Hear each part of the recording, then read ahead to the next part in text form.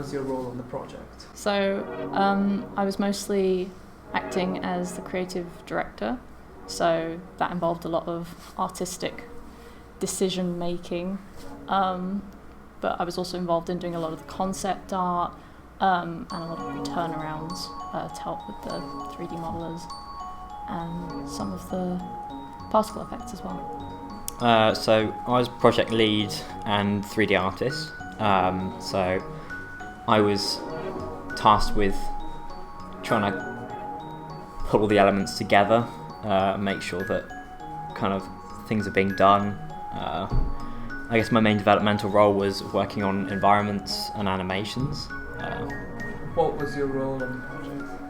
I handled the Unity implementation and the programming of Gloria. So there was a lot of C# work in Visual Studio, and I generally spent a long time working on getting the mechanics to work, the actual interactions themselves, so all the wiggly lines.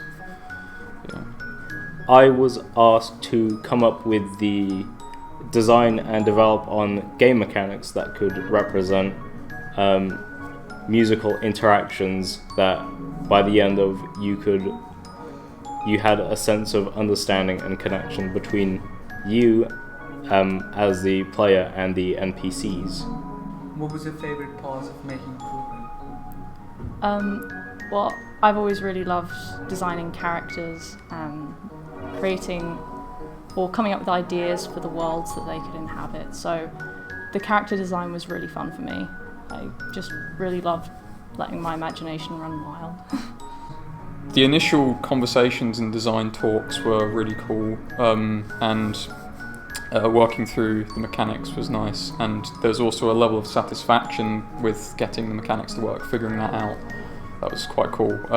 Like when the first time I see it working is cool, but above all of that, when you see like people gathering around to look at and play your game, there's something really special about that, and I couldn't take that for granted. What was the hardest part of the project? I think design logistically was the fact that we didn't want to use any talking or dialogue. I'm trying to get mechanics that people could understand without needing tutorials, worlds that people could navigate without needing like directions. It was quite an abstract idea, having to come up with a way to show understanding, because it was more showing it without words, and that was a real struggle. It was having to figure out a way to represent this audio in a organic way without feeling detached from, sound. The game speaks volumes about loneliness, of course, which was our original research topic. It's all about communication and how that's the key to overcoming these barriers between people. Like, it's just all about bringing people together, really. Just approaching them as a complete stranger and talking to them, even if it's with your violin, means a lot to them and makes their days, I guess, much better. We've got a lot of little stories being told throughout the whole game. That was kind of the point. We wanted loads of tiny little narratives interweaving. We've got one that's like, it's okay to be different, and that's nice. And it's okay to be alone, and most of the time you're not alone. Like a way to connect would be find someone who can do what you do, and well, in this case it's music, and connect through that. It's just that music happened to connect with everyone.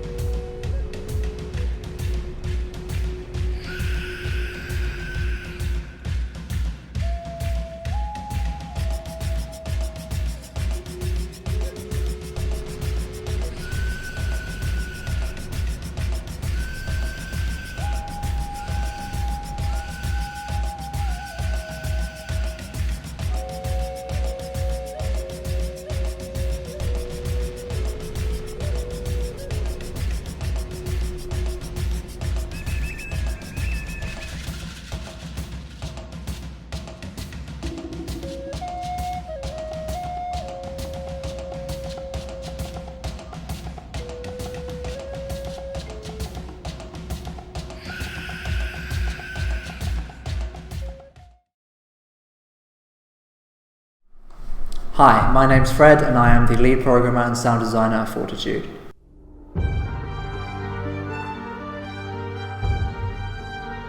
Fortitude is a two-dimensional open-world space exploration game with a thematic focus on this idea of fear of the unknown.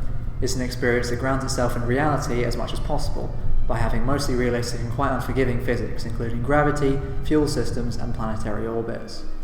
The premise of the game is that the player is dropped off in an unknown solar system with one simple goal: finding intelligent alien life.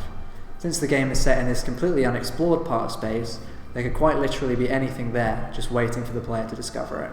This is a concept that plays heavily into the narrative and overall design structure of Fortitude, where a series of story events slowly unfold as the player explores the various planets in the solar system. As the lead programmer of Fortitude, it was my job to take Josh's visual designs and essentially make a game out of them. Unity's engine did a lot of the physics work, but the thing with Unity's physics is that it is coldly realistic. If you screw up landing, for example, you will die. As a result, things like velocity and trajectory played heavily into the fundamental mechanics of Fortitude, with the player needing to keep an eye on both these and their current position at all times. This is outer space after all, and it is as unforgiving as it is beautiful. Hi, my name's Josh and I'm the creative designer of Fortitude. Creating Fortitude has been a great opportunity to run wild with mechanics and narrative elements to create a game we feel players will enjoy, along with its replay value with the different endings available. With the system being completely unknown, we were free to design environmental features of the planets using our own solar system as a baseline for what could be possible, and then using that to create the impossible.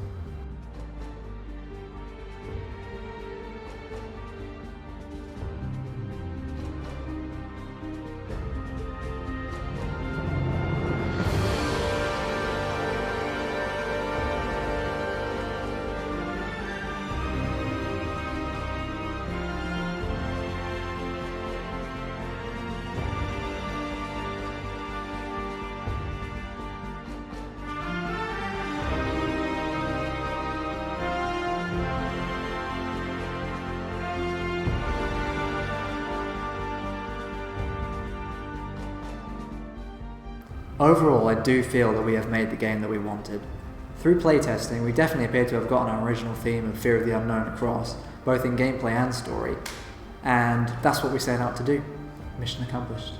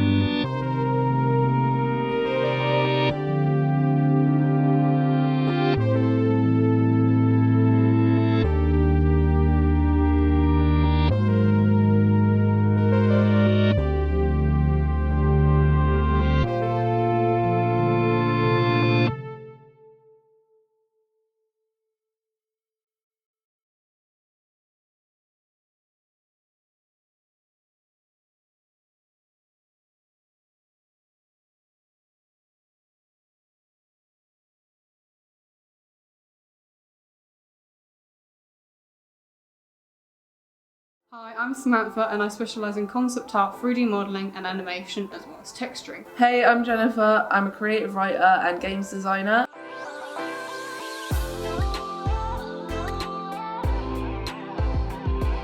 For Project Luminary, I'm one of the developers and sole illustration artist. I'm the narrative developer, story writer and mechanics designer. So Luminary is a multiplayer role-playing card game and it's designed around the world of cults, cultism and hierarchies. It's named Luminary because luminary means leader or inspiration, and the aim of the game is to really become the luminary.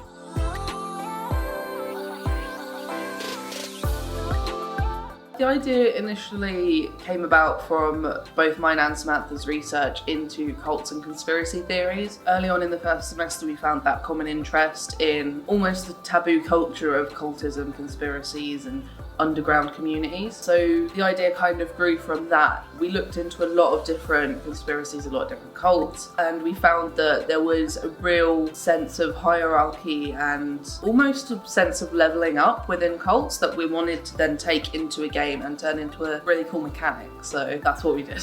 And we kind of landed on Mesoamerican culture as our base to go off of. The reason we did this is because Luminary is applicable to a number of different historical cults, but we chose the Aztecs because there was a huge amount of pre-existing research that we could use and a really rich artistic culture and heritage that would have translated very nicely and does translate very nicely into our card game through art and through writing. Luminary is based around Mesoamerican Aztecs and actually has taken influence from the sculptures and illustrations that the Aztecs have created.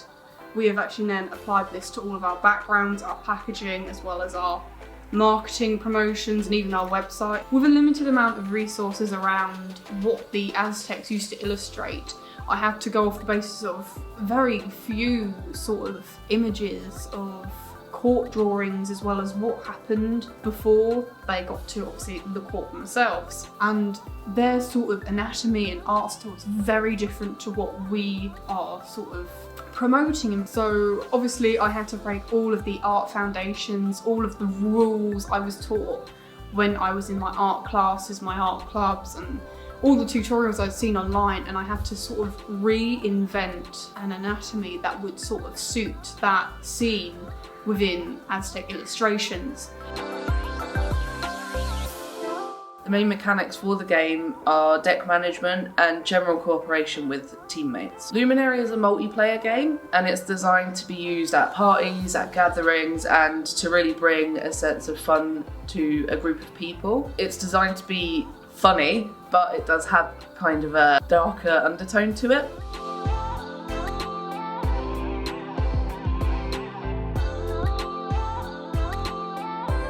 So after spending the first 2 years of the course focusing more on the digital side of things, it was really fun to go ahead in third year and create something almost out of our comfort zone. I would say it is out of our comfort zone. We had created a card game in the past, but of course that was on 2 different teams and 2 different card games, so it was really interesting to see what we had learned from that previous project and how we both brought different aspects to this project. Having spent the past 5 years, including my obviously college education in game design and digital media, and then going into obviously game design and art for the past 3 years, it's been like a real challenge, but also like an interesting one to really sort of push myself to get out of that comfort zone of just continuously developing video games on like your computer or for your PlayStation or your Xbox, and then going on to something physical and creating a card game that, you know, you can take on the train with you.